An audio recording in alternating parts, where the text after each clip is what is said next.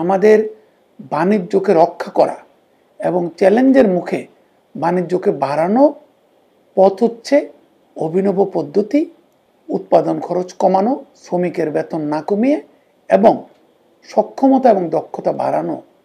আমি আনন্দিত যে গেল এক বছরে 2024-এর জুলাই থেকে 2025-এর জুন পর্যন্ত আমরা প্রায় 8.5% রপ্তানি বৃদ্ধি নিশ্চিত করতে পেরেছি এবং আমাদের উদ্যমী জনশক্তি রয়েছে, শ্রমিক ভাই বোনেরা রয়েছেন, উদ্যোক্তারাও খুব পরীক্ষিত।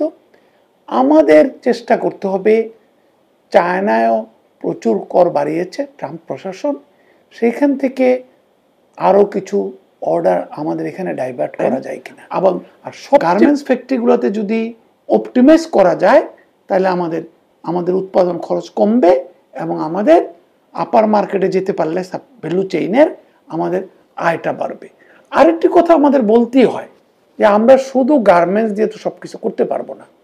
আমাদের প্লাস্টিকজাত পণ্য, চামড়াজাত পণ্য এইটা করতে হবে, এটা রপ্তানি। আপনি জানেন ট্রাম্প প্রশাসনের বিবেচনা পেপারটি ছিল মূলত হচ্ছে তাদের মধ্যে বাণিজ্য বৈষম্য হ্রাসকরণ। সেগুলো আমাদের বিবেচনায় রয়েছে। এটাকে বিবেচনার মধ্যে না রেখে ইংরেজিতে একটি কথা বলে ওয়াক দ্য টক, আমাদের ওয়াক দ্য টক করতে হবে। আমাদের ট্রাম্প প্রশাসনকে দেখাতে হবে, মিস্টার রুবিওকে দেখাতে হবে যে আমরা সত্যিকার অর্থে সিনসিয়ারলি চেষ্টা করছি যে আমাদের মার্কিন যুক্তরাষ্ট্র থেকে আমাদের আমদানিটা কীভাবে আমরা বাড়াতে পারি। আবার ভারত আমাদের পার্শ্ববর্তী দেশ, ট্রেড কমার্সের জন্য খুব ইম্পর্টেন্ট, নিত্য প্রয়োজনীয় ভোগ্যপণ্যের জন্য খুবই ইম্পর্টেন্ট আমাদের ভারত, আমাদের শিল্প খাতের জন্য খুবই প্রয়োজনীয় চীন এবং তাইওয়ান এবং আলাদা রাষ্ট্র। তো এই রাষ্ট্রগুলোর মধ্যে, স্টেক হোল্ডার কান্ট্রিগুলোর মধ্যে এবং মার্কিন যুক্তরাষ্ট্র এককভাবে আমাদের সর্ববৃহৎ রপ্তানি বাজার। তো সেই ক্ষেত্রে কীভাবে ব্যালেন্স করব, সেই ক্ষেত্রে আমাদের বাণিজ্য মন্ত্রণালয়ের কথা বলেছি, পররাষ্ট্র মন্ত্রণালয়ের কথা বলেছি।